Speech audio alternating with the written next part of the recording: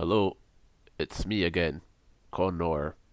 I've the cold, so I want to use this brief moment of lucidity to say this is REMP 9, and also I kind of fucked up recording REMP 9 because I only hit record a few minutes in. I'm sorry.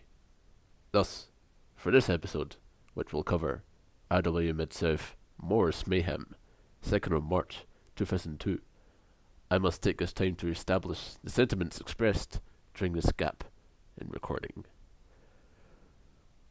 Watching this show, we both thought that, This felt like a different indie. with many non-regular wrestlers local to Wisconsin booked under the, Billy Beater style booking. and the first match was, Billy Joe Eaton against Danny Dominion. who are. Two guys I've never heard of in my life. So now, with this rectification out of the way, please join us in progress as we talk about this show and its truly abominable first half. It is time to seg into it.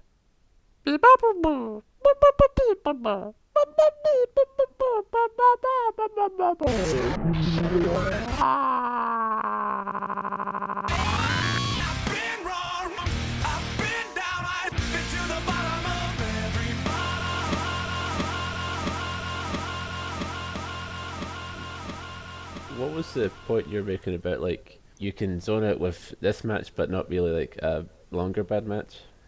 The point I was making is that I could see the positives in some matches that I don't like. I can pinpoint some positives, but there's literally nothing to get from this. Yeah. They're two It's guys just that, quite, who are they're not regulars in this promotion. You can't really get anything from it's completely standalone. It's completely like this should have been a dark match or something. Like dark Yeah. matches exist for a reason. The concept of them is to give people tryouts and stuff, and you don't put them on tape because we don't need to see this shit. The viewer does not care to see it.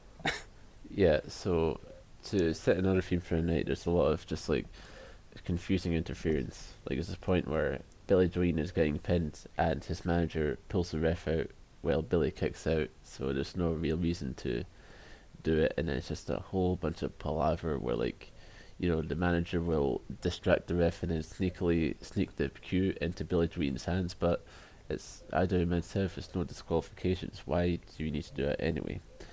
Danny's girlfriend gets involved as a head scissors, and like that's literally the finish. A head scissors takeover, KOs Billy Joe Eaton, and Danny Dominion pins him, and I just hated it.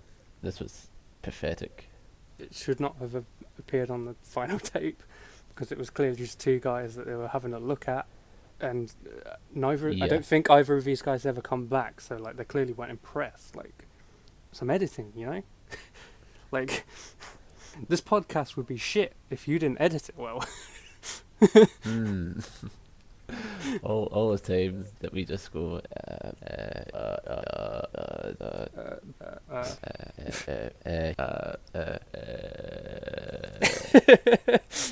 Yeah, I mean we're awful at this. Well, I am, but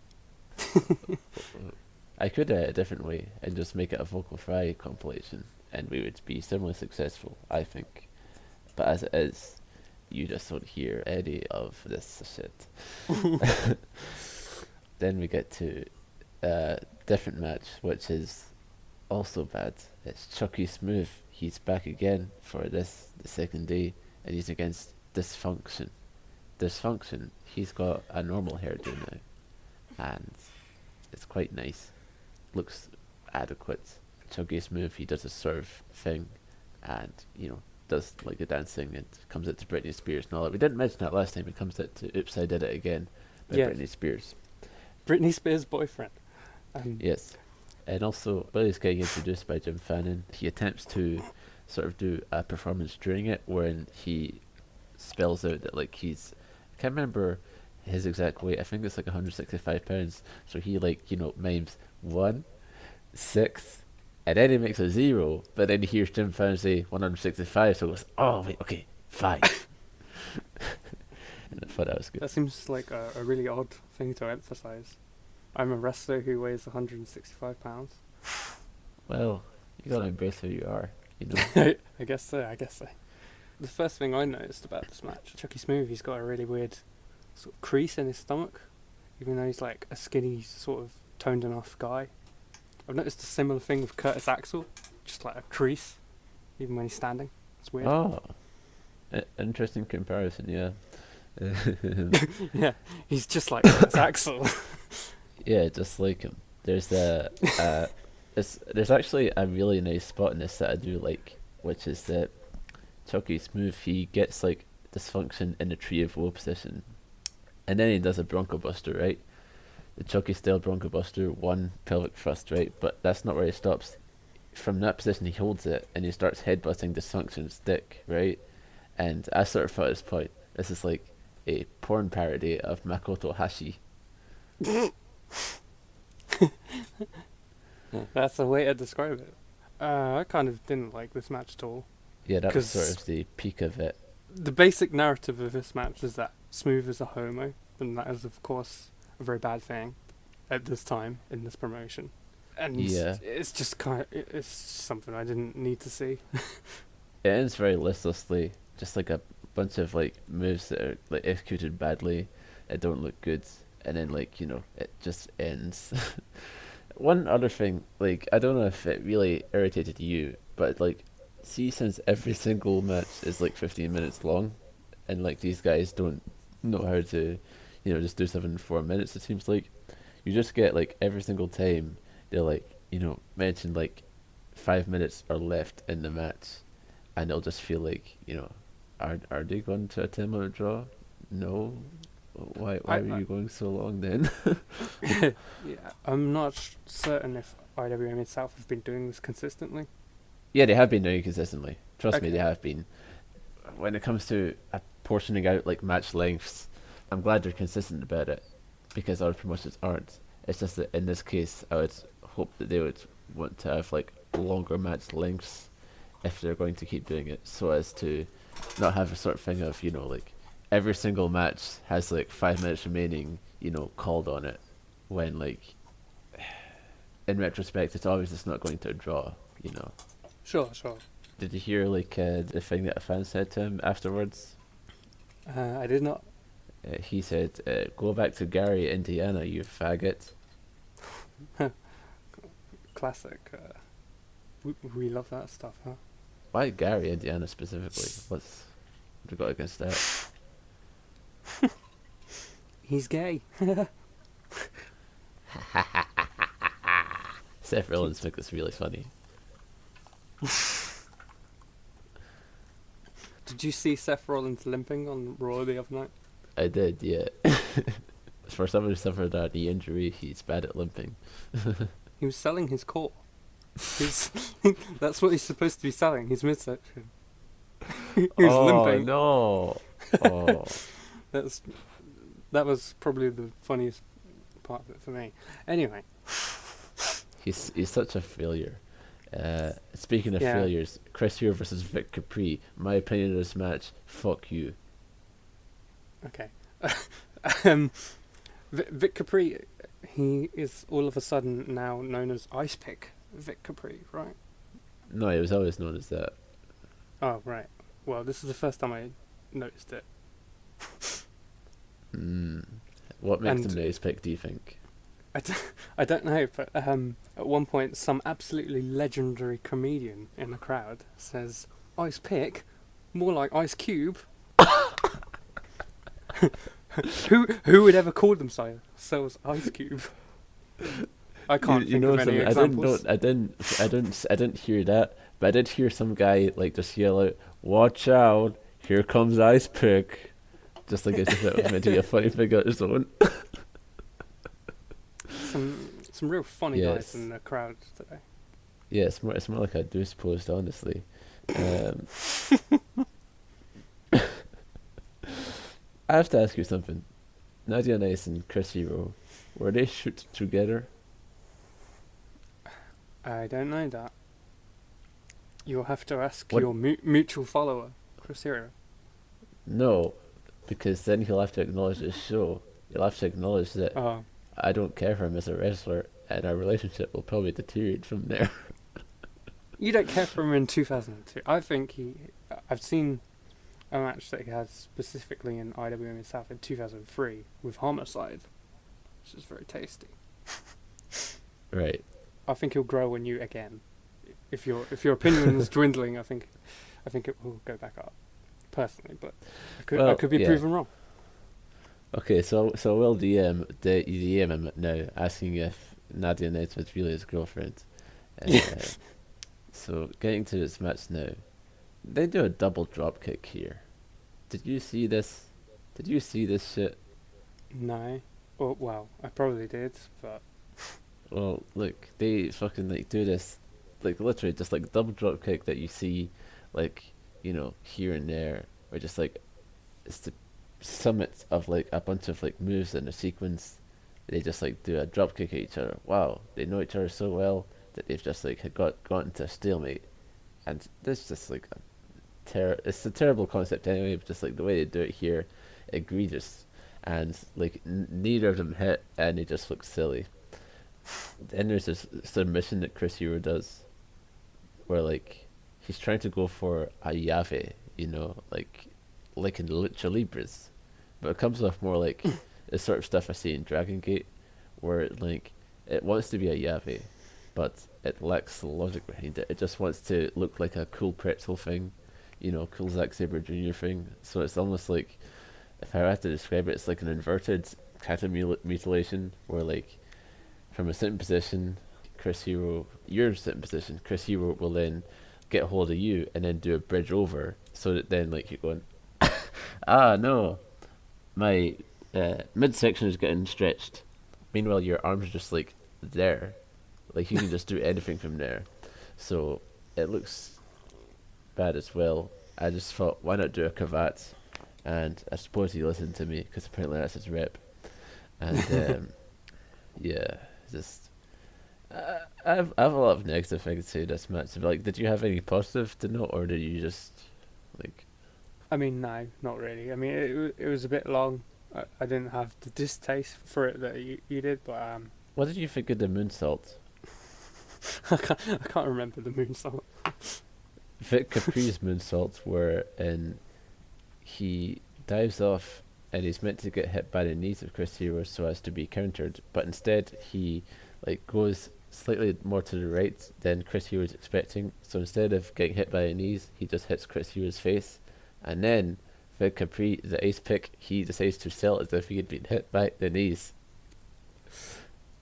Wow. And then, to add to this list of fuck-ups in this clearly meticulously planned out match, after Sherry Martel pulls out the ref to stop Vic Capri losing, what happens is that Vic Capri has a pin on Chris Hero after he does a Shiranui off the top.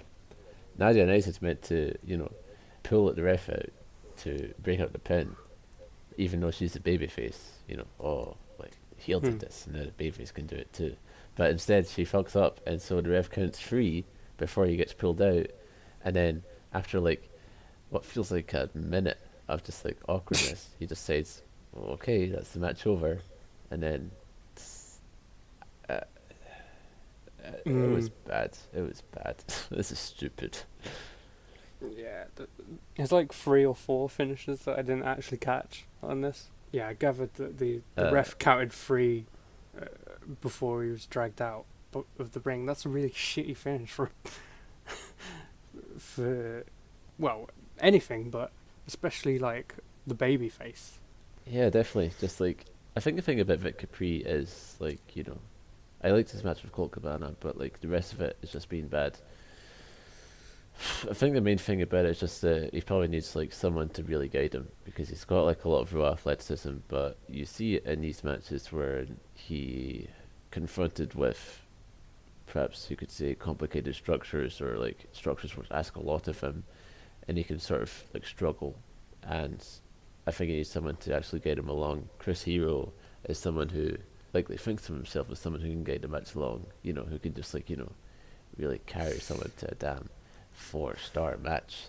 Sure. But he's not really, because he just sort of like does his stuff, and if you're not at the skill level of, you know, like him, then he won't do anything to really help you.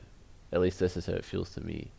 And so this is why his match with Vic Capri was really bad. Vic Capri, he shows his athleticism, and you're like, oh yeah, that's a capable guy. But in terms of these, they're not a good overall package. You can see if you were a scout or something, like, oh, okay, he's got something. This wasn't as offensive to me as the opening two matches, because the first one was entirely pointless. Two guys that we'll never see again. And the second one was just, haha, that guy's gay.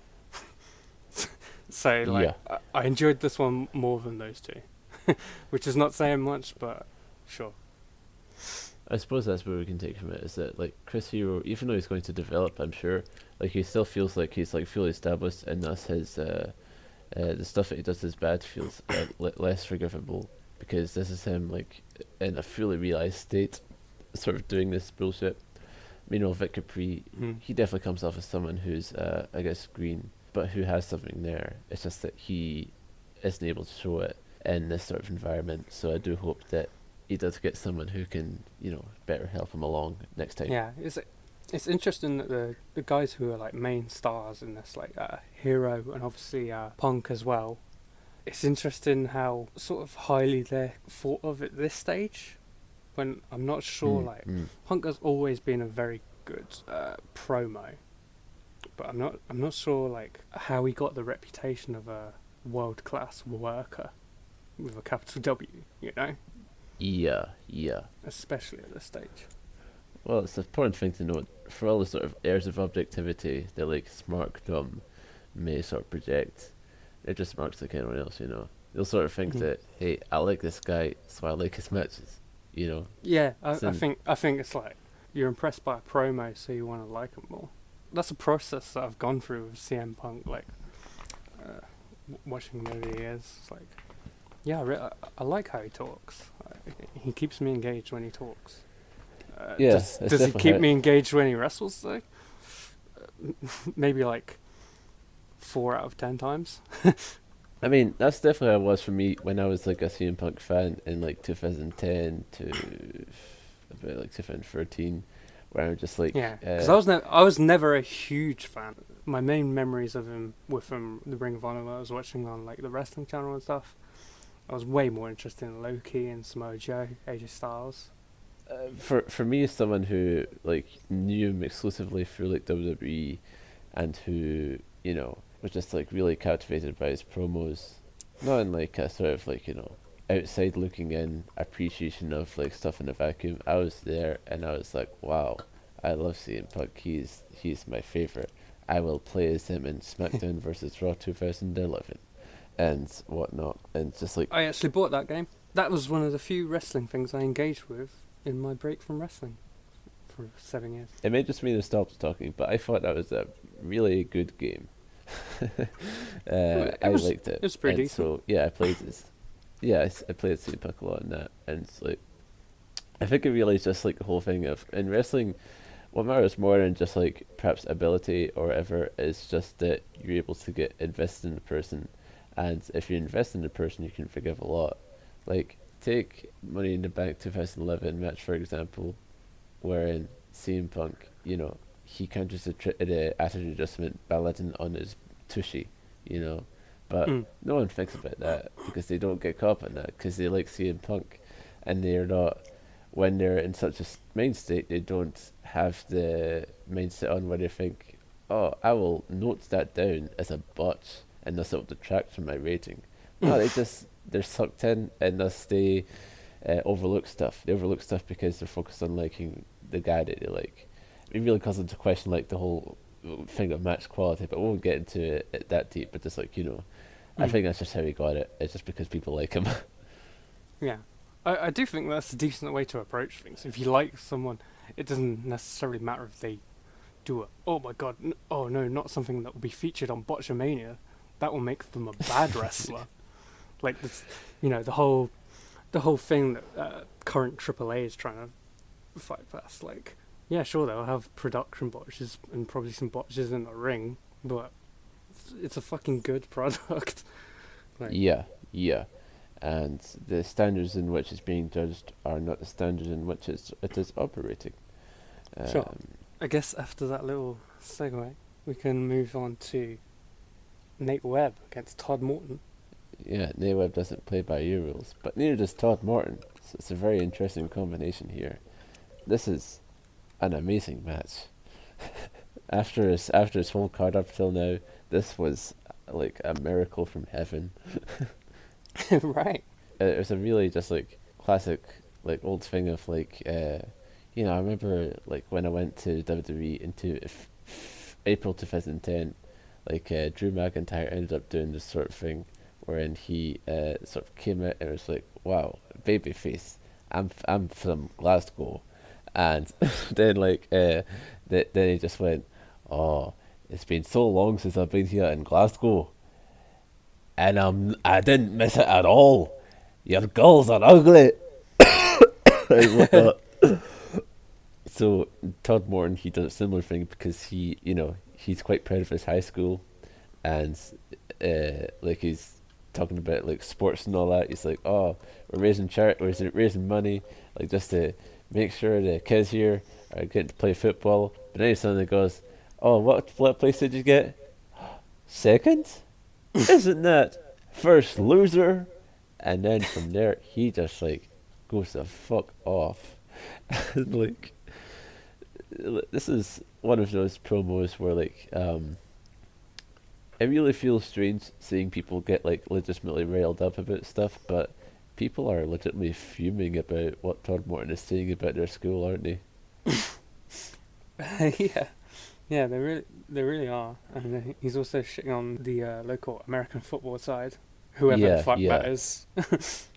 It's important to note Nate Webb in the background of this, because see when Todd Morton's being a babyface, like he goes up to Nate Webb and like shakes his hands, and like while he's like talking about school, Nate Webb's just on the corner like yeah clapping and all that, right? But then afterwards, when Todd Morton's just starting to like reel away up the crowd, like it doesn't cut to him, but you see Nate Webb in the background, just like he's just staring at him like, what's wrong with you, dude? What happened to you? So, the start of this match was quite odd. I thought the bell rings, but they don't wrestle for like at least a couple of minutes. Morton asks the ring announcer Fannin to get on the mic and tell everyone to stop throwing things at him or he'll kick your ass.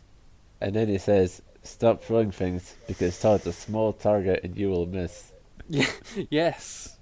Bloody hell, Fannin, you have some comedic timing. What the fuck? Then he has to get make a third time to say, don't throw things or you'll be ejected from the venue. So someone must have gotten his ear. Yeah, like they totally encouraged throwing, but eventually they have to go, okay, stop throwing, please. It was definitely strange. A roll-up attempt is the first move, and then the 5-minute mark is announced afterwards. Yeah, it's great. This stalling. I don't even know how they managed to fill those 5 minutes, like, because I didn't hate this segment / match, but fuck. Yeah, it's really great. First move. Aye. First Blood is like a schoolboy by Nate Webb, which sort of reminds Todd Morton that he's wrestling a match, and then like from there, it's sort of like a squash like by Todd Morton on Nate Webb. Like Nate Webb isn't be able to get much over on him. At this point, there's like a section of children who chant midget at Todd Morton, and I just sort of thought there was to talk. Oh yeah, it's worth pointing out. This is at community high school. There's loads of kids here. What the fuck's going on? There was a kids section. And, kids section. In IWA Mid-South? Are you kidding me? If you had a kid, would you let your kids at like 9 watch IWA Mid-South from 2002 specifically? And who knows what it'll be like when I have a child, so I can't say. Would you? Is that something you're planning on doing? I mean... Sorry, I didn't mean to say it like... in a way like, oh, this guy wants to raise a child? My goodness, Eva. So yeah, it's not how I meant it. It's not how I meant it. But yeah, I don't know. It's just like, I suppose just because it apparently for the school, this event, it's like a charity thing or whatever. One thought that I had is that because obviously I've looked for a lot of IWA-MS South shows, I'm pretty sure like we can only get the ones which are on independent wrestling TV, unless I pay for a DVD, which I'm not prepared to do. I could do it, but not plus shipping, you know. But there's a lot that's Right. not available, and it strikes me as odd that this was one of the available shows. I guess it's just because Eddie Guerrero and Mysterio are here. Everything else felt like something like I almost shouldn't be seeing it. Yeah, like proper house show stuff. Yeah, absolutely. But this year's the sort of good sort of stuff that'd be on a house show, like the sort of stuff that you wanted to see like all of. After like a bunch more stuff, this guy, like apparently his name is FLORES. He's a like old guy in like sort of like, you know, football coach regalia, and like he jumps the fence. I'm like, what's going on here? But then he like punches Todd Morn, and he goes, for stuff. Okay, this is part of the tonight's entertainment. You caught this guy's name. To me, it was just like, wait, an old man finished this match? No, I think his name is FLORES. I believe that's the gentleman's name. And then his intervention in the match. How did you know this? I just heard it. Oh. I have ears. After the punch from FLORES, Mr. FLORES, Nate Webb gets a schoolboy on Todd Morn, and he wins. And then everyone is fucking jubilant about it. Like they just like, Nate Webb is their hero because he like humiliated Todd Morn after he said stuff about their sports team, and Todd Morn, he's just so fucking in anguish about it, and it's truly, it's awesome. It's an awesome piece of pro wrestling, really. Okay. Like I mean, if you, I wasn't that fond of this match, but the crowd definitely loved it, and that was nice, I guess. And the old dude, whoever the fuck he was he called? FLORES? FLORES, yeah, FLORES. He high fives a whole bunch of people. He won't have to buy a drink for months now in his town, I guess. Whoever the fuck he is. Why do you know why he would be involved in the finish of this match? If I were to make an assumption, I would say that he is perhaps working at the school, or perhaps he is involved with the local team, and thus he would be the one to take most umbrage with Todd Martin's remarks. Okay, that makes sense to me as like a cool house show thing. Like, yeah. Yes. You go to the house show and that would be your favourite bit. Like something that appeals to the locals. Sure. Quite nice now that I have this extra context. Yeah, so from FLORES to this other match. Oh, it's worth pointing out that it's just 29 days until Mitch Ryder can return to IWA-MS South. I'm counting down the days. Last time you said that like this stipulation is a bit meaningless because if you didn't book someone for 30 days, you would just forget they existed. Because Mitch Ryder has not existed for 1 day, and I forgot him. Well, I didn't. I'm a real fan, you know.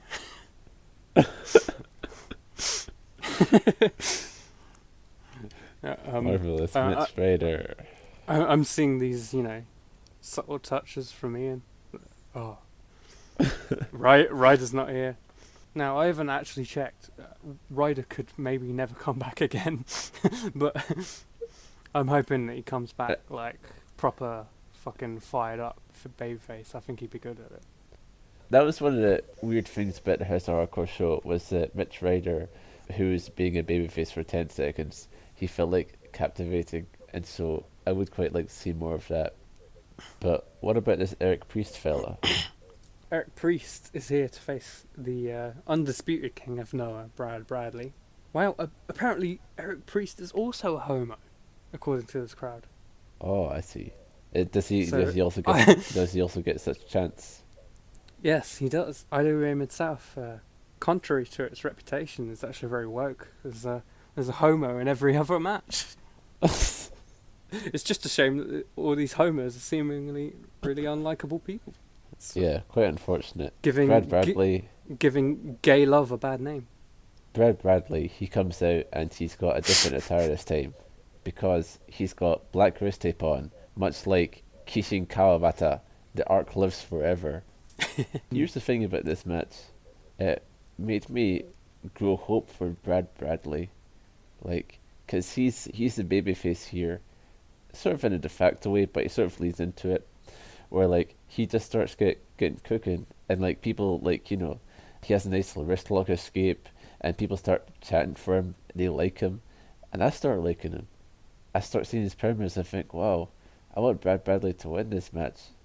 I'm really pulling for him. I think I'm going to turn around on this guy, and then like he loses. Were you actually like turning around on Brad Bradley? Yeah, I was The King of liking what Noah? he was I was picking up what he was putting down here. In this particular match? Yeah, Okay. I Listen, no judgment, no judgment. No I don't judgment. know I don't know what the future holds for Brad Bradley and IWA Mid South, but if it's sort of stuff along these lines, then maybe I will want him back in Noah. Who knows? Well, I've seen Brad Burley have like, I think I actually saw him look, because the only IWA Mid South show that I've actually seen before doing this show was the 2003 King of the Death Matches, and he like squashes someone, and he looks quite cool on that show. So like I kind of thought like, oh, alright, he's a capable guy. Yeah, he's capable. I didn't see that in this match or like any other matches that he's really having at this point, but perhaps give it a year and he might. You never know. You never know. It's interesting to see like how people are in one stage of their career. For me, I think that he's always been like quite confident, even if he's never been like okay. So, and I do myself, I don't think he's been really good up to this point. But even still, I feel like he's quite like competent. And same way that he was competent in Noah. Like it's never been that I think he's like bad outright. It's just that I think that he wasn't like great enough to warrant his like tagging pro wrestling on every single one of his posts. It I just think like feels a bit unbecoming of his I think talent level. But I've never doubted that he is a guy who sure knows how to do this job. sure the match I would have seen in 2003, I think he would have been a lot more comfortable himself, because he really seems like so new to this. I can see that. I can see that. I think he also gets a better look at some point, which he really needs. We can move on now to the match. We move on. I think that you told me this was. Did you tell me this was your highlight of it? Yeah, I definitely enjoyed this more than anything else. Maybe except for the main event, but it's a good match. Colt Cabana against some random ass guy called Dino Bambino. I don't know much about this Dino Bambino guy, but he's one of these. I don't know much about this Dino Bambino guy. No. One thing I always try to do when I do notes for this podcast is I look up anybody who I pretty much know nothing about to try and compile a little bit of information at least. Dino Bambino, along with both the guys in the opening match and probably one or two others throughout the card, possibly seem to be from the Wisconsin area. The first two guys were not worth a shit, but this guy, I mean, I don't know whether he's necessarily good, but he's in there with somebody good enough, and this match brought some much needed brutality to the card, I thought, because when you think IWA Mid-South, you think, blood, weapons and all of that. We'd been seeing none of that. It was basically a random indie. I thought this match was pretty cool. It took me a little while to get like properly into it. Like there's a big old face buster thing from Bambino, which I think got me on board with it. And then he hits like a mad shooting star press from the top rope through a table to the outside, which looks really nice. Probably one of the few things, apart from like Isaiah's fucking crazy bump and something later on in the main event, which I won't spoil yet. Probably one of the few things I actually made an audible reaction for. Yeah. What did you think of this match? It was an interesting match. This Dino Bambino guy, he feels like an art brute wrestler. Like, he's, there's some stuff in this match. Yeah, do you know what it is? I've seen it written down, but I don't particularly know, no. It's basically another term for outsider art, wherein, like, it is not art that is done as, like, practice of the theory of arts as, like, taught in, like, not just art schools, but, like, primary school and secondary school. Like, if you just, like, sort of throw that away and just, like, just, like, draw or paint or whatever, just, like, what sort of, like, you, just basically on your own sort of, like, natural merits, and that's usually considered outsider art. That's like outside art has this like a preconception of being a bit like more, being a bit less defined, being a bit more like it doesn't look like the fine arts that like you usually see called fine art, basically. Right. And so in a wrestling perhaps contest, that's why this match resonated with me in some way. yes, in a wrestling contest, I mean that's the moves. Like, not all of them like hit perfectly, but there's enough feeling behind it as to make it an interesting watch. There's a lot of ideas that this Dino Bambino has. One of my favourites is when it happens early in the match, wherein he just like gets a chair, and then he gives a chair to Cabana, and they have this really nice chair fight. It's not like the usual like sort of like dueling lightsaber thing that you'd see in pro wrestling. It feels like a martial arts movie, and how like they'll have a great thing of like, oh, I stepped on a chair while you're trying to get it so that you don't get it, and then I kick it away. Like, that's the sort of cool stuff that like I don't know, it just all comes off like quite creative, and even if all of it doesn't hit, like the stuff it does hit does make it worth it. Yeah, it's definitely has like, it has the idea of, I presume, this guy trying to impress Ian Rodden. And it has like enough of a charm that like it does end up working. Yeah, this Dino Bambino guy, he has had matches in IWA Mid-South, but not that many. When I cover IWA Mid-South shows, I'm kind of like, this is where I'm most lost, trying to figure out like Ian's booking process and who he favours, because he's obviously given this guy some chances before. I think he gives him like one more chance in like 2003, but he's never going to become a regular. I'm just wondering, sort of, because I was impressed by this match. Probably, if I had the book, I would probably give him another chance. Well, it's not always something where like, I don't think it always should be that just being impressive means that you should be a regular.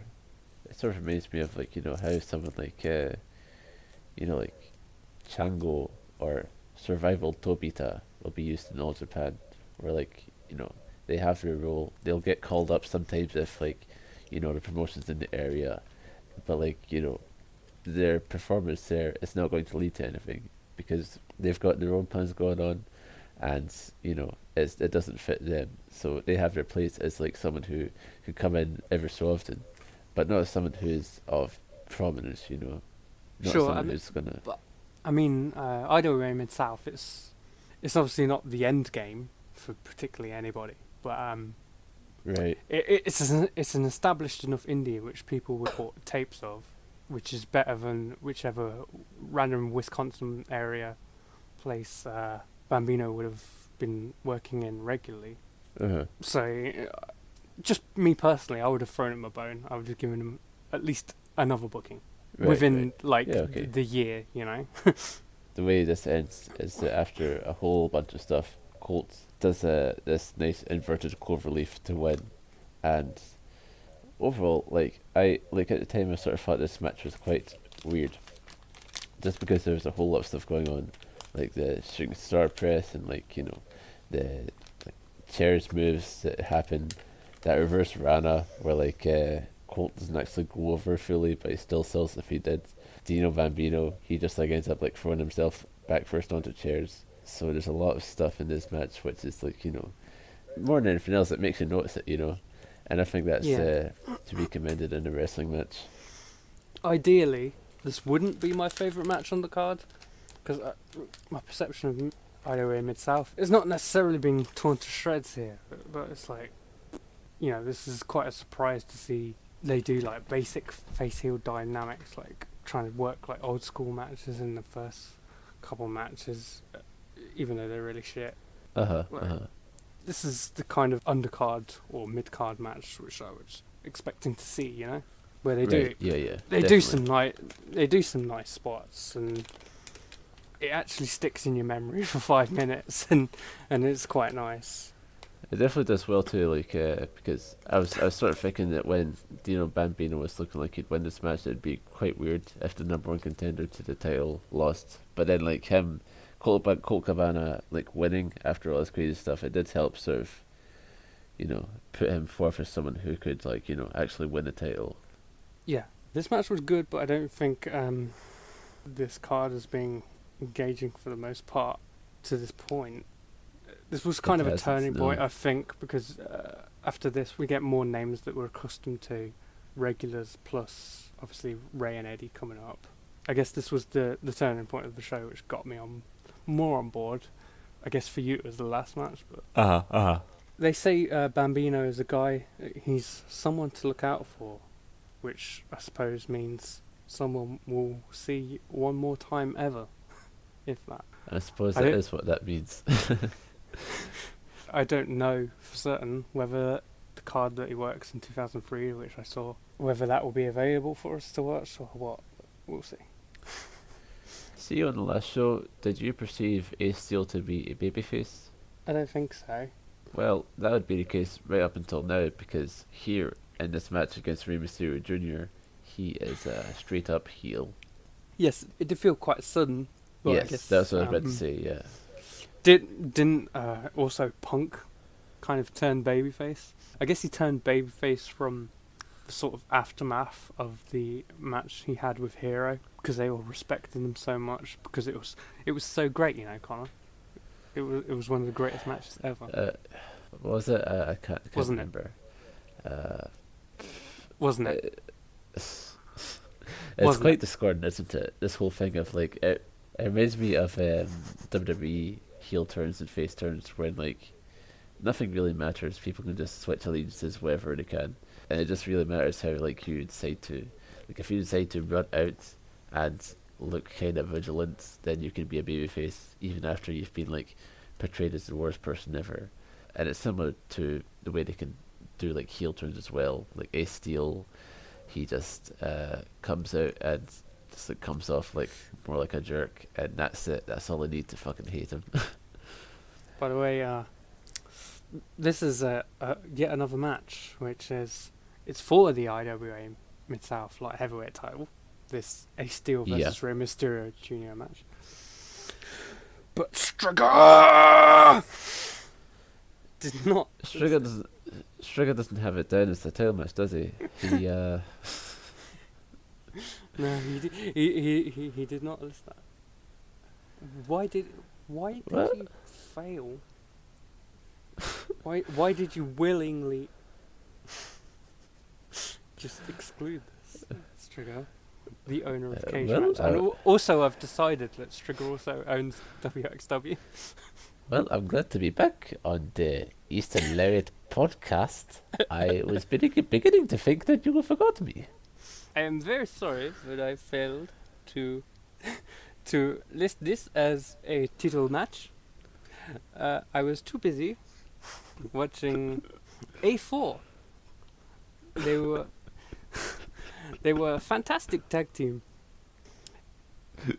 I was too busy watching the New Japan, and you can check out my G1 thoughts on the Eastern Lariat podcast. Wait, who's? You don't know? Oh, fucking. Yeah, that guy sent me a really. Well, he's actually sent me 2 really creepy DMs. Oh, that's right. I remember that now. Yeah. Oh, man. Yeah. Fuck off. You weird man. It's not personal, Stricker. Die. Okay. Sugar, So I hope you like the post that I make in promotion of this podcast. Uh, so this okay. match, So yeah, wait. So at the start of this match, yeah, there's a small chant of "Luchador, Luchador." What? Where did this? I mean, okay, really? Is that a chant that we just? I mean, I really couldn't ignore that. it's Luchador. you know a lot of people have like their like lucha libre chants that they do, which like just seems stupid. Yeah. What I noticed from this match, first of all from the crowd, was that like Ace Steel would have like gotten punched at some point by like Rey Mysterio, and he punched me, because like close fist and all that, and then the crowd really give him shit for it. So I sort of thought that Ace Steel in this match, he is quite good at being a heel because he's willing to really like humiliate himself and like make himself look like the wimpiest wimp ever, and it's nice. I like it. And there's also this point where Ace Steel does a move, and like this guy in the crowd is like, "Hey Ace, is that the first offensive move you've had tonight?" And then Ace he stomps Ray and goes, "It might damn well be. You shut up." Yeah. Ace Steel, he's facing some hecklers from the crowd. He's like, "Shut up! I'm trying to think." like he's solving like a maths equation or something. I'm trying to think. What move should I do next? Like honestly, he's good at it. Calculated thing. Yeah, he's good at this. I think He is pretty funny. He definitely showed more in this match than the match on the last show against Big Capri. Yeah. What did you think of when? Did you note anything about him like walking off? I don't think so.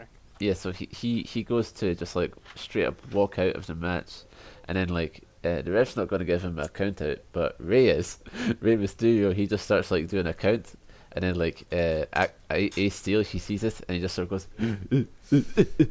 like he just like sort of like really like weirdly jogs back into the ring, and it's really funny. And then this match, after all these times of like these 15-minute matches, sort of like teasing time limit draws. Not really teasing them consciously, but just because of like the way that time is announced, they sort of like feels like they're about to. This actually does go to time limit draw. What did you think of how this finished? I didn't necessarily have a problem with it. I liked this match a fair amount. I feel like I got to know Ace Steel a bit better. Just, he's always been the other Second City Saint to me. You know the Second City Saints? Yes. That's Punk, Cabana, and Ace Steel. Obviously, he's the one who's not really doing. I mean, he's still active, he's still working, but people don't talk about him really at all. So yeah. I got a better idea of who he is from this. Been entertained by him during this match. I thought it was a decent match. I sort of thought the way that they actually did the time limit draw was a bit weird because in the first instance they 1 minute gets announced and they start like trying to set up like a big spot, and like the big spot turns out to be like so they can have like a pin happen while the time counts out. It's a bit convoluted, but like then after that it's sort of made up for a bit because like Ray's are sort of like I'm still good to wrestle. I can do 10 minutes, 20 minutes, 30 minutes. What about 2 minutes? Because that's all I need to beat you, Ace Steel. And then Ace, he's like he's really considerate. And Ace, he goes, "I'll give you 10 minutes. When you say another contract for a title shot, jackass." And I really laughed at that. That was awesome. And what do you think of Ray in his two performances so far? Ray's been like amazing in both of them. Even in a triple threat match where like his role was quite like a bit not as much, it couldn't have been expressed as much in that sort of format. He just looked like truly like a level above everyone else. I definitely got that sense that he was a level above, similar to the Eddie Guerrero Super Crazy match on the Ring of Honor show. Yes. The debut. I definitely got the sense, but also I remember 2002 Ray. It's almost like my favourite period of Ray. I really love that match he has with Kurt Angle at SummerSlam. Yeah. I'm not even like a massive Kurt Angle fan, but that match is fantastic.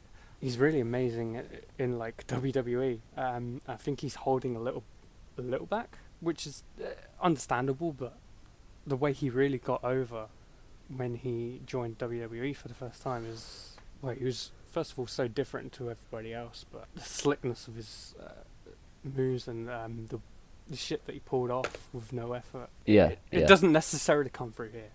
These just kind of seem like good matches.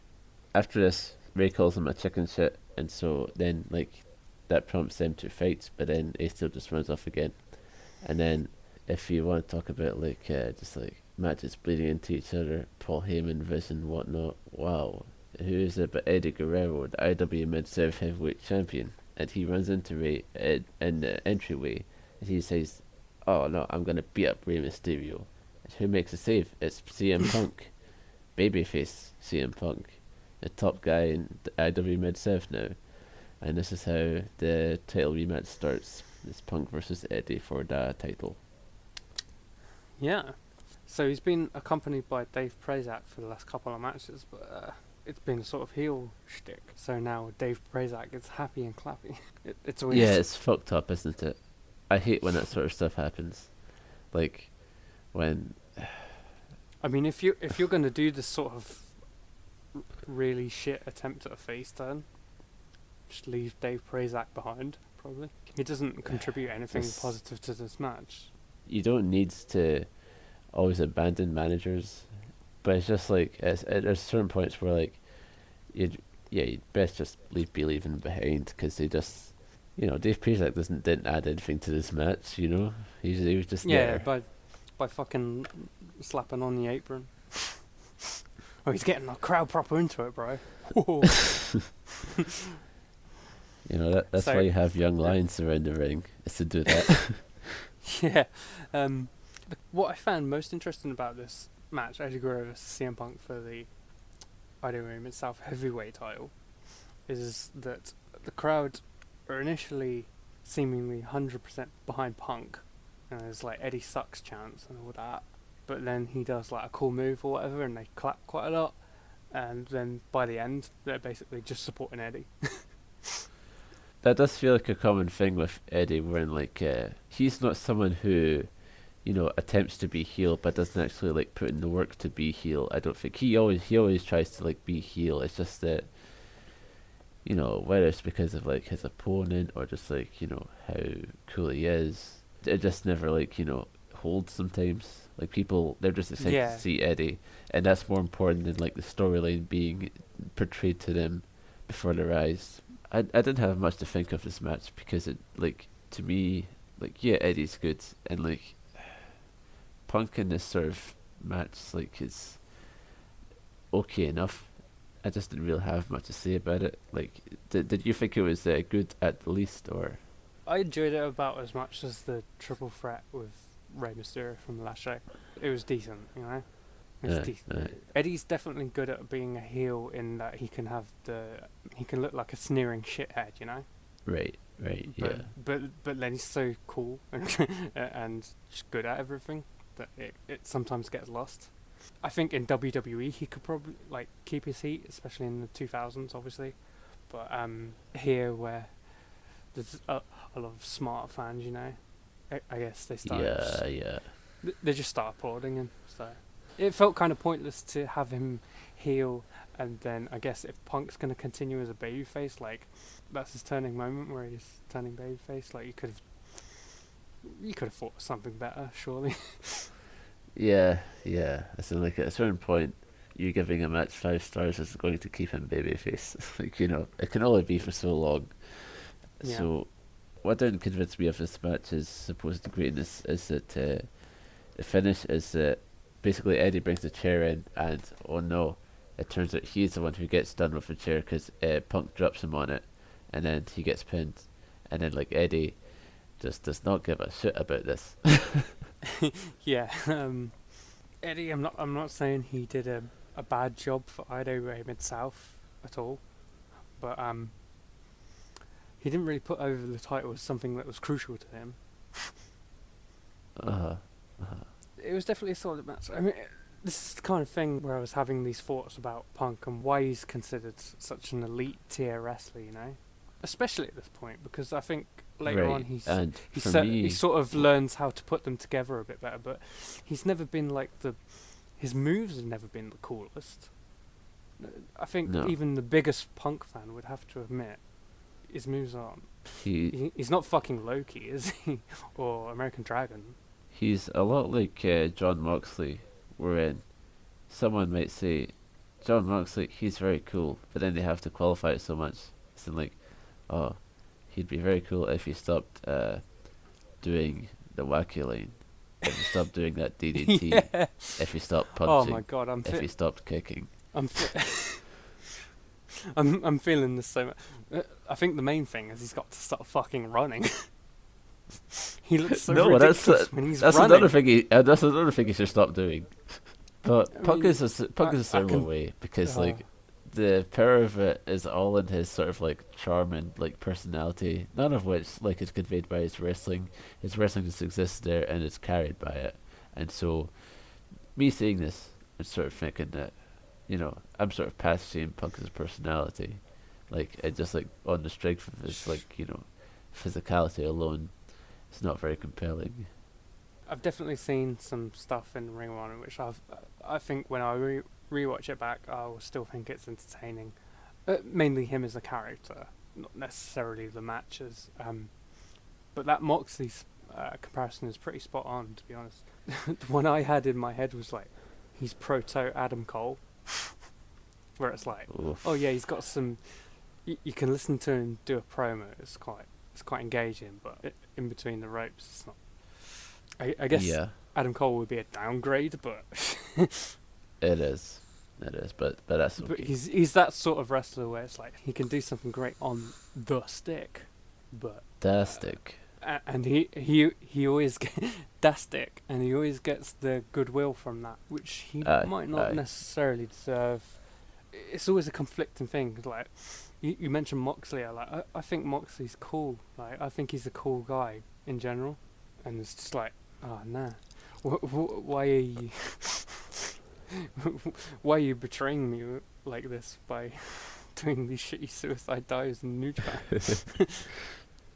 Like Why couldn't you just fall through light tubes in GCW like I wanted you to do? yeah. He said he didn't care. He said he didn't care about money. He's rich. He can do what he wants. So fall through glass, please. I don't want to presume people's like mental states, like what they think, how their thoughts have been formed, but I know to me, I can understand like the admiration for these people. These sort of wrestlers are just sort of like people have hopes for them, and they will, And like, see you those mentioned the other day in one of the group DMs that we're in that you really loved Dean Ambrose promos when he was in the Shield. Like, you get it, right? You get the appeal. Yeah, I totally get it. And I remember, Eventually, you've just got to kind of cut ties and just be like, okay, I do like this guy, but it's just like he's not that good.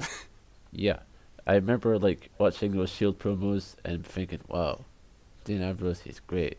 Then I'd watch him do that headlock driver to Kofi Kingston to win the US title and be like, Yeah. But yeah, this is the case here. Like CM Punk, for all his like sort of like the stuff he does, it's good.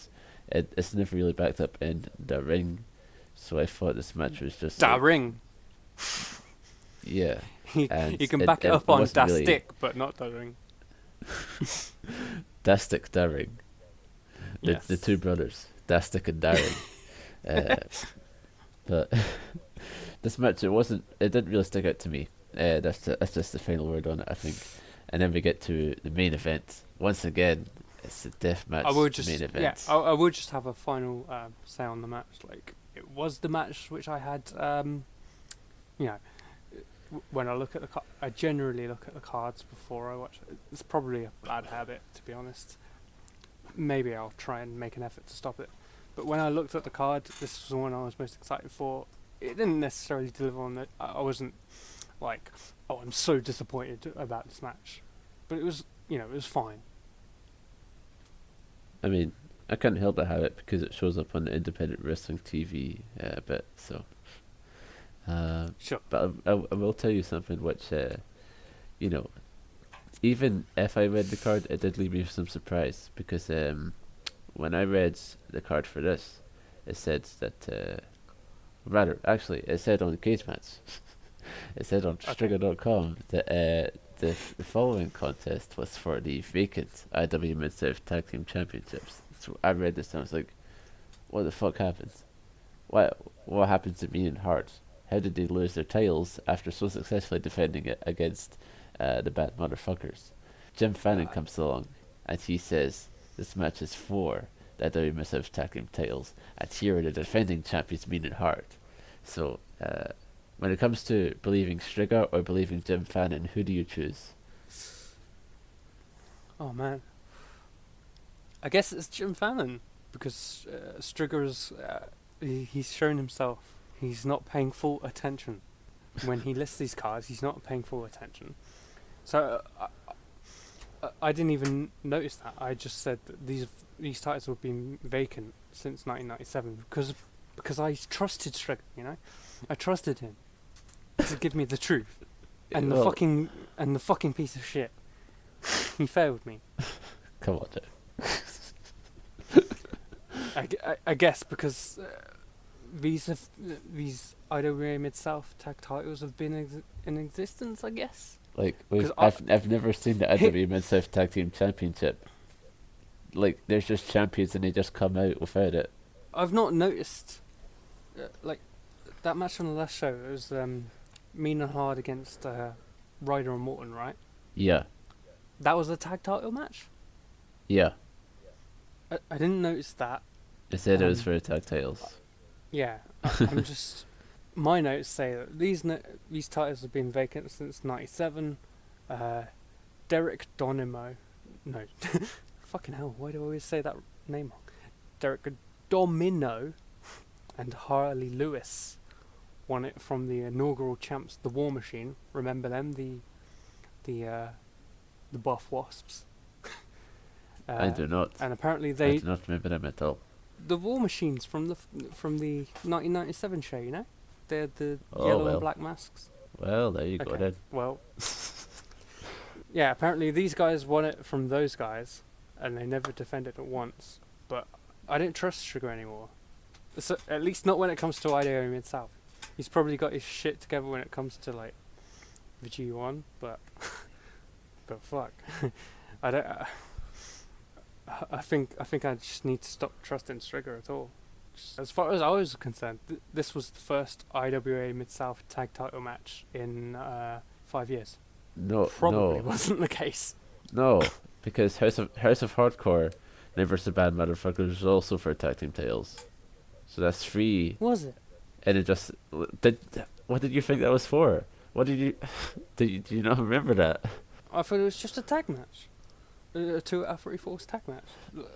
I was completely trusting Stringer, and he let me down. They were announced as the tag team champions, defending them in that match. I mean, I didn't notice that. I guess I've just been putting so much trust in Stringer that when somebody says something which goes against Stringer's word, I just block it out in my mind. But now this is like a realization process, which is like. Stringer doesn't know shit. Stringer's awful at his job. I mean, he probably didn't specifically fill out that IWA Mid-South show. So. No, he lists he does every cage match entry, and he also owns WXW. VXV. Yes. Yeah. Yeah. Well, that just seemed right. I liked this match because it was the first example. Not really the first example, but like while Ian and Axel versus the Bad Motherfuckers was sort of like, you know, a thing where, you know, you got to see Ian really as like a hardcore guy. This was one where it felt like it exhibited more his like capacity to be like just like a grumpy guy. Because, like, you know, this is sort of like one of those house show matches where, like, you don't go fully hard. It's just a lot of, like, you know, like, hitting people with bats and like chairs and all that. So like there'll be a couple of things in this where like some like okay, so I should have mentioned this first. The match is for the tag team titles.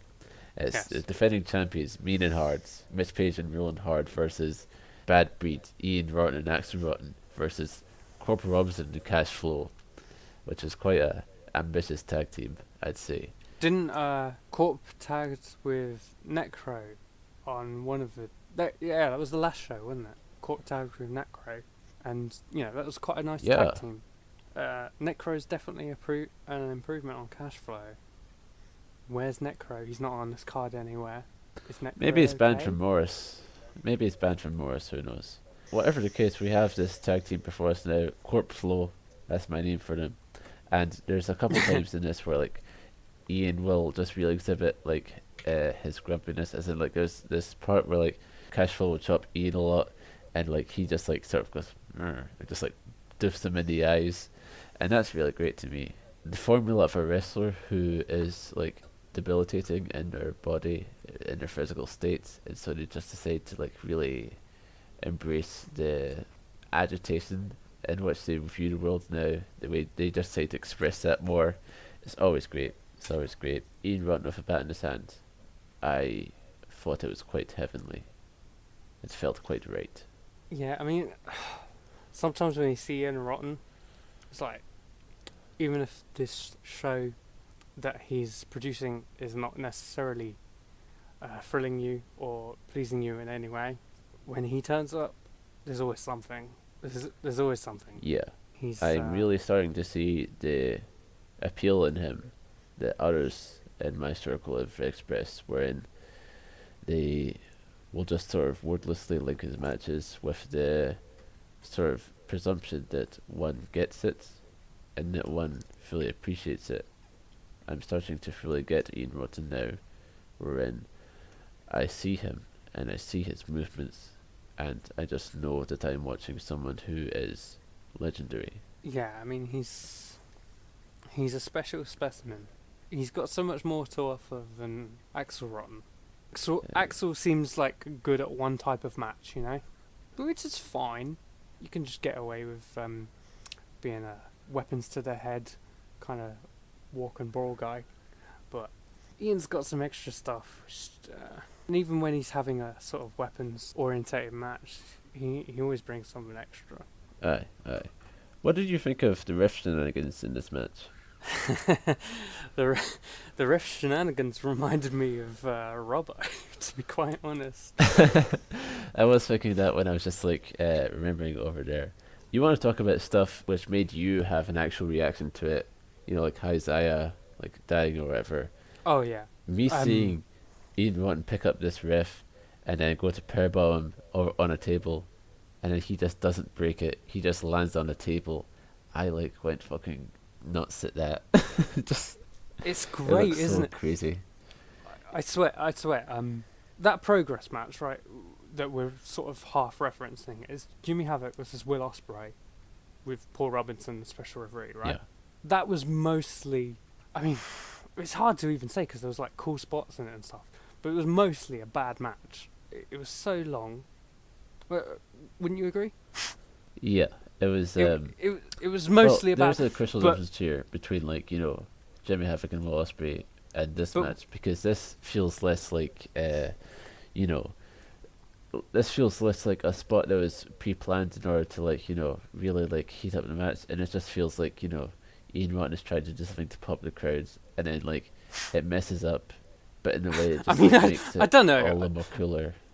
I don't know that the average indie ref would just be willing to take that bump from with a few seconds notice. It was probably pre-planned, but I just think that's what I'm saying. That's something which he is intending not to have it as a big part of the match, wherein it depicts my journey into this depravity that I will put my hands on a referee just because I am losing the match. No, it's him just being okay, in order to pop the crowd, I will powerbomb you through a table. It was pre-planned. Right, yeah. And it's just that it fucked up, but in such an organic way, wherein that just adds to it, Yeah. It feels like worlds away from Will Ospreay. I would say with the Osprey Havoc match, the bit where I was most convinced that it was like legitimately good in some way was when they were just beating the shit out of the refs for no reason. And I think It's a funny match, yeah. I think that's a cool thing to do. Sometimes you wouldn't want to overuse it, but just seeing multiple refs get their fucking shit kicked in within one match, it's always funny to me. Wow. Progress Wrestling fan Eva revealed. I've been to 3 of their shows, so yeah. Progress Wrestling fan. Fucking got a problem, mate. You got a problem, mate. You want me to fucking sick the ultras on you, mate? I got all the ultras here. They're fucking ratty in their land. I'm not sure what you even said there. I just know that it was very British. So, yeah, after this, Axel, like, you know, he sort of just like gets it over and done with and power bombs the ref through the table fully. And then there's a whole bunch of like stuff that goes on. But it ends up that like Axel, he hits the barbed wire leg drop on, I believe it's Roland Hards, and so the Bad Breeds, they win the tag titles. You know, it's quite a short match, and as we say, it's quite like a, I suppose, house show style match. They don't do much, but what they do is good and fun, and I liked it. It was a nice end to the show, and then like Ian gives a respect promo to everyone. Everybody hugs, and you know, hell yeah, they raised money for the school. Whatever. Ian Rotten, the charitable man that he is, has done this good deed on the world. I guess he has done all this for this random ass school, wherever in fucking Morris, Illinois. Yes. A place I know many things about. Obviously. Ian Rotten and Morris. This is their story. Fantastic stuff. I mean, I think I preferred the main event of the last IWA Mid-South show with Nate Webb just sort of establishing himself, I guess. Yeah, you could say that's what he did. I really liked the variety that Nate Webb had across these two shows, where like, you know, the two matches they had couldn't possibly be any more different, but like, and both of them were Definitely. awesome in their own way. What do you think of Mean Mitch Page's hair?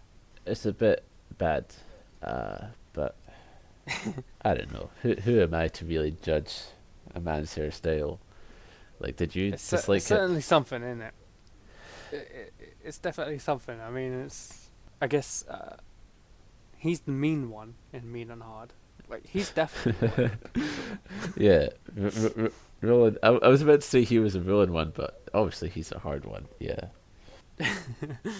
You know, thing is that they don't have the excuse that like UK people have, where like we've grown up like thinking of hard as like a word for tough. They just like Americans, all they think of is like erections. So he has no excuse. He's just being like gross about it.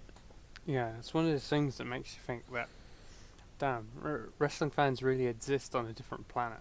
Remember the ROH debut? Yes, Where stuff. the Hit Squad were describing everything as stiff. It's like, mate, that's a boner. Yeah, yeah. And like we really do exist on a different planet. I've got frequently decreasing number of non-wrestling followers on my main account, and I just wonder what they must think of me sometimes. The way this manifested for me recently was that I retweeted this picture that like Takao Omori took with fellow wrestler Kim Duck, who is very old in his 70s and he still wrestles. And I retweeted. What show was he at?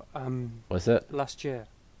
that was? What show was he at last year? Was the one with Mil Musker's on?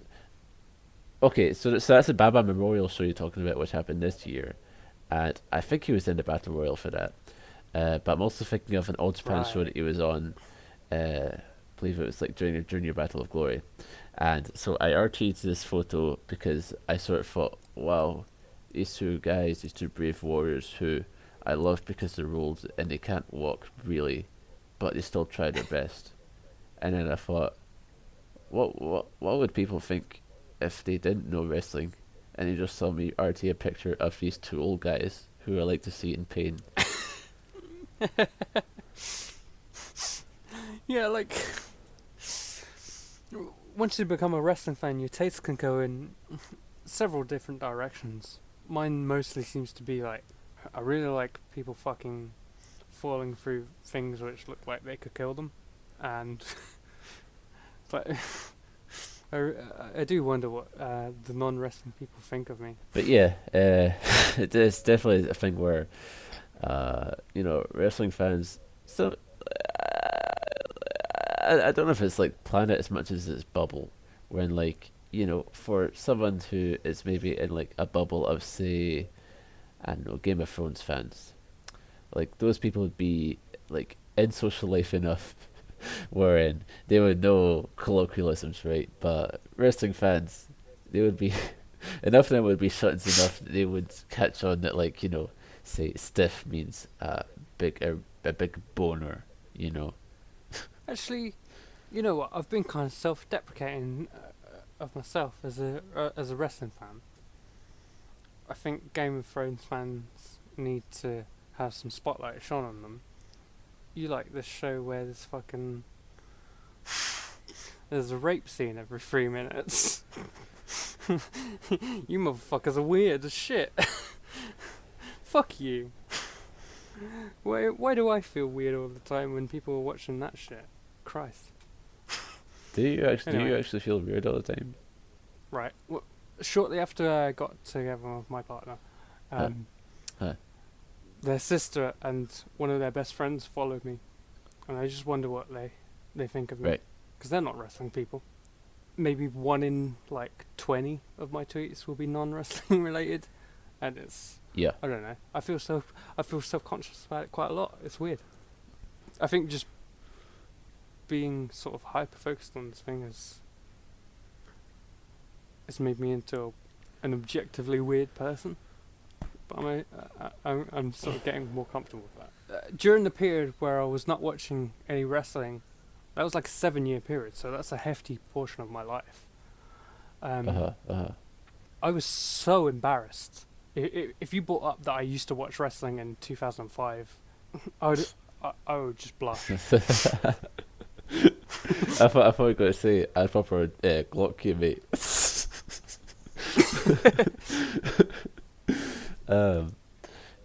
This does remind me of when I sort of decided that I was going to that show, and then a bit later that week I was having a phone call with my sister, and I was telling her about it, and then perhaps because of just a thing of I wasn't sure what else to say, I asked her, how it was attending concerts alone, because this is basically a concert, and what she told me was that she often does stuff alone. Like she eats like at restaurants alone. She goes to movies alone, whatnot. And she used to feel self-conscious about it, but then like she sort of thought that, at the end of the day, it's one of those irrational things, because most people who you ever come across will never remember your face. They'll never think of you. It's quite freeing in that way, and it's similar with like concerts, because like. Basically, see if like me, you're like Robo or Krishna, it's like that. If that like made people turn around and go, "What's with that guy?" That would be their one thought that they ever dedicated to me in their entire life. And so, Sure. if you Yeah. if you feel certain ways, if you have certain interests, then what use is there in attempting to suppress it?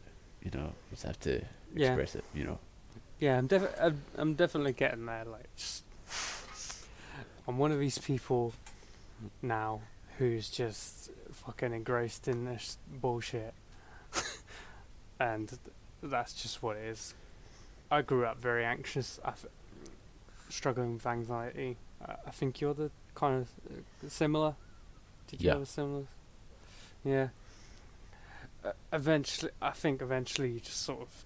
All these things like, oh my god, this random person who I don't give a shit about is gonna think I'm a weirdo. Eventually, it just sort of goes away. It's like, oh wait, I don't actually care that much. And that's how it is with wrestling. That's how you need to be with wrestling. Yeah. That's how you become a wrestling fan. That's eventually, initially you're sort of in denial, and then you just kind of fucking accept it. It's basically it's pretty similar to, I guess, what it would be like coming out as gay. Well, I can't remember what Wrestling fans are gay. I'm just remembering that post where it's like, why are you insisting on calling WWE wrestlers their indie names? Isn't that like misgendering someone? And then just everyone just got on his ass. Oh. Oh, that was. If you can call Dean Ambrose John Moxley, then you can definitely give someone the correct pronouns, because that's the exact same thing. And then it was a really insulting comparison, actually. And then I'm pretty sure as an who, actual real life challenge. Just sort of said that it was like an utterly despicable comparison, and then him in his reply, he was quite like, "I'm sorry, I'm trying to be an ally to the gays. I'm so sorry."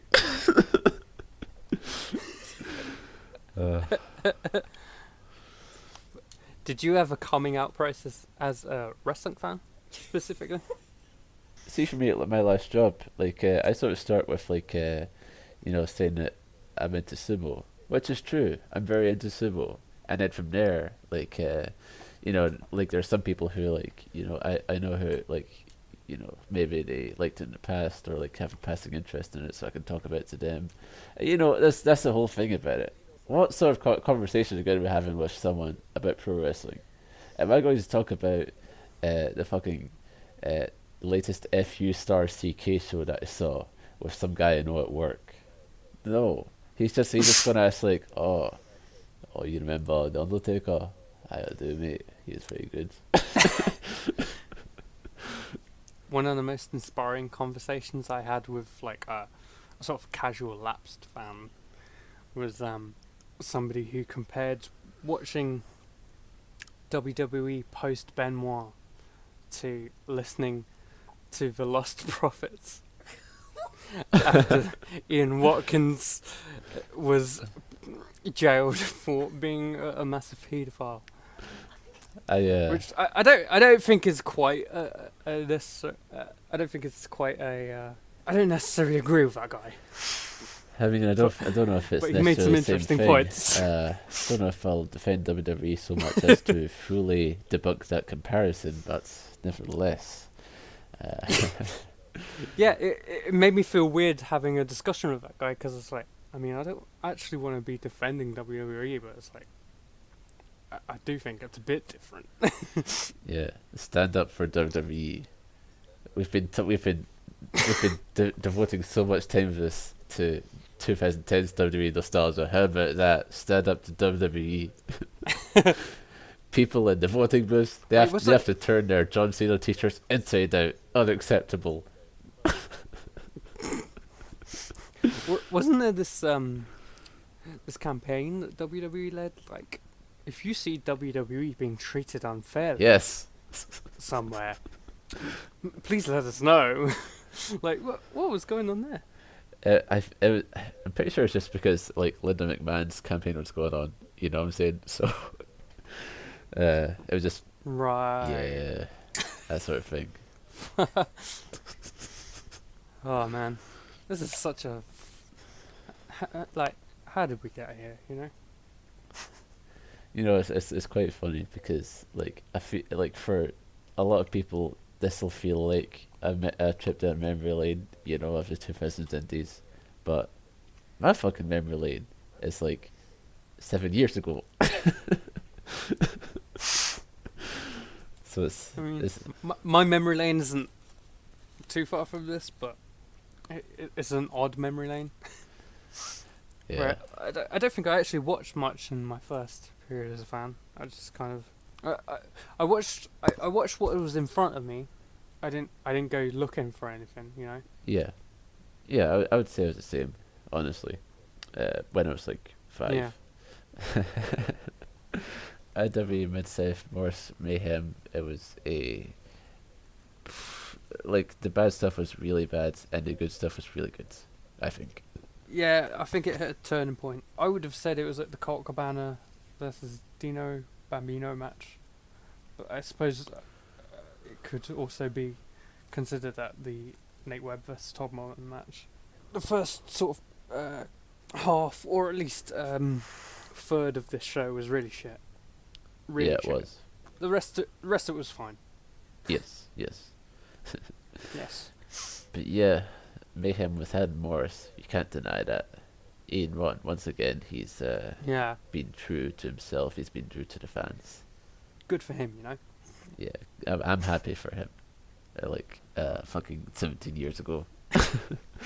We don't often talk about where these promotions are in their current state, but I just heard that recently that they moved to a building where there's a ban on blood.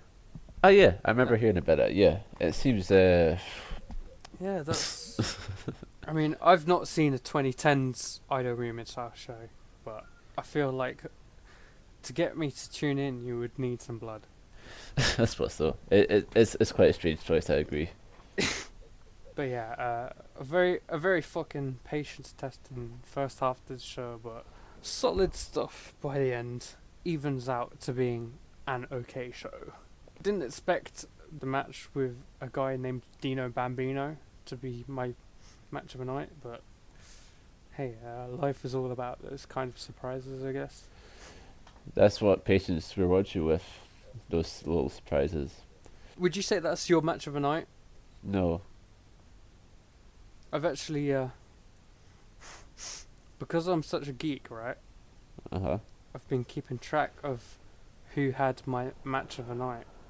And do you want to know whose level? There's 4 people level on 2 matches of the night. Lay it on me. In my opinion, in this entire podcast, right? Right. Corporal Robinson, Madman Pondo, The Messiah, and Necro Butcher. This is a lot of very taste that you decide to put down the good matches that are in this whole time of all the shows that we've watched. I don't know if I can I can just quickly go through what I put down on the spreadsheet of what I put for these matches. No momentum while I pull this up. Okay, Google Docs. Wow. I'll just go for this date. Billy Joe Eaton versus Danny Dominion. Woof.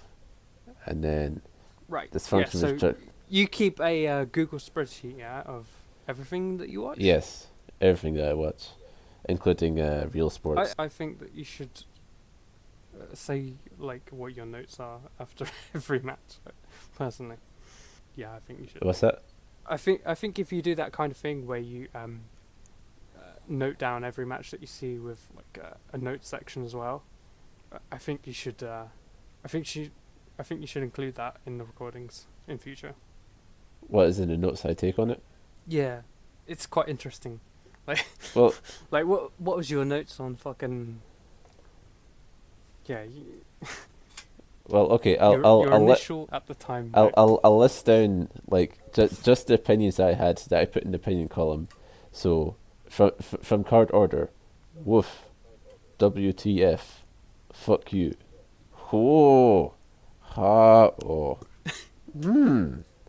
yo, woo. Okay, okay, that's definitely something that we should make a point to address at the end of every episode. To just run through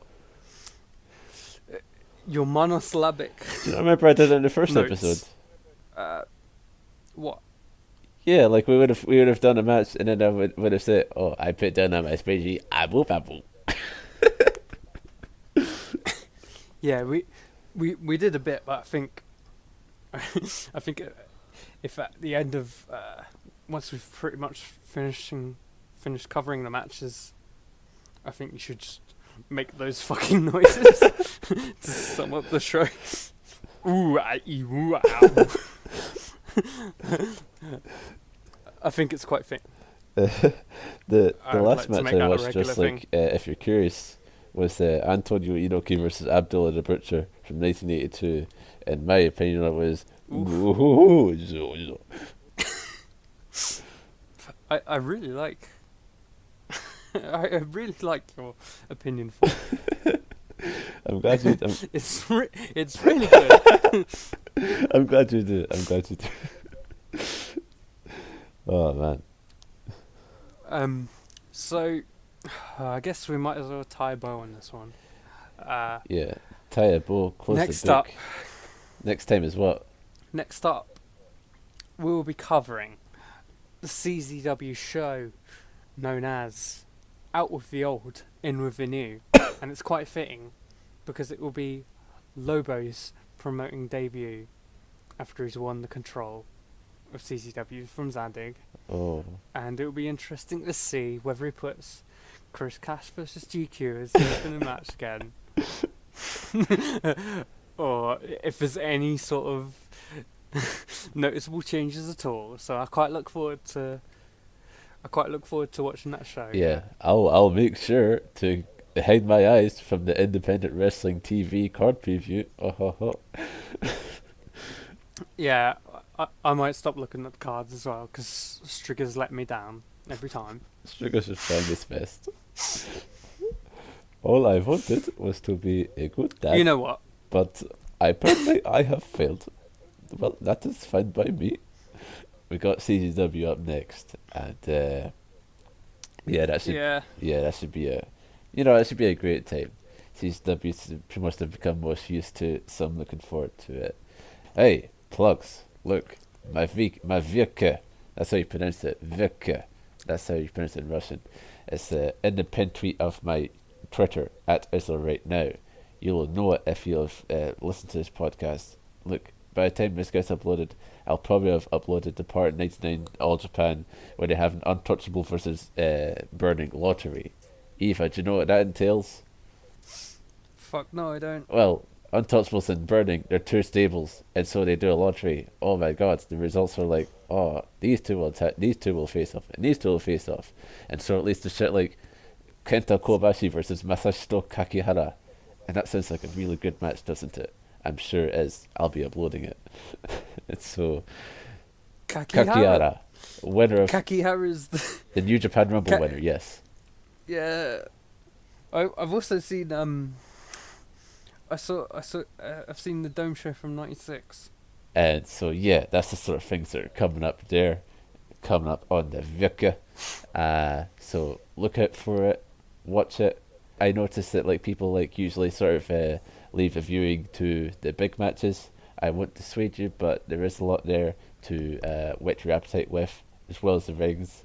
Fun facts: my most watched video on there is a video of a fucking Gerard Gordeau match from Rings 1992, and it's quite nice. It's just managed to reach the audience of like Russians on vacation, and so it's quite pleasant. Nice. How many views has that got? Right? It's about 4,000. Really? Whoa! That's a hell of a lot. I watched like I went to watch one of the most acclaimed matches in All Japan history, which was the Can-Am Express against yes. Kobashi and Kikuchi. Kobashi and Kikuchi. I watched that on your channel. It had like 3 views. Yeah, that. So that's quite an impressive number. That is the thing. Is that there's like that, and then there's like a Rob Kaman fight in Rings that like has like a similar amount of views, and then after that it's like like a Misa versus Kawada match that is like 5. So yeah, and like what was I going to say? Oh yeah, did I ever tell you that I actually did a one of my first ever podcasting ventures was a radio project in college where like I covered that Can-Am match. Oh really? Yeah, it was a wee radio package that like I did with my pal from college, and like she didn't watch wrestling, and like we just like did like attempts to do 5 minutes on this match, and so me from like 2 years ago, I was like trying to explain Okay, so there was New Japan and All Japan, and New Japan, they tried to do strong style, but All Japan, they tried to do Kingswood. And Kingswood, it's like if you do a tiger driver and lands on your neck, that's Kingswood. And there's people in it such as Akira Taru. Oh, Like, I man. don't know how to finish Tally. Oh man, I can't even imagine talking about this shit in front of somebody who doesn't really know wrestling. Yeah. Oh man. I like her wrestling experience was that her brother used to choke slam her onto beds. We made it work out. But yeah, that match is up on the VK. And if you want to go check it out, hey, you don't need to go onto YouTube or the ditch. You can just come onto Russian Facebook, where I've got all the shit. So, yeah, that's the plugs. That's the REMP. We've got nothing else to say except that we're looking forward to CZW. Not really, because Lobo, you suck. We want Dandig back. Ha ha ha. I hate she like gets his fucking ass beat. Hate C-Lock. Why'd you have to remind me that he exists?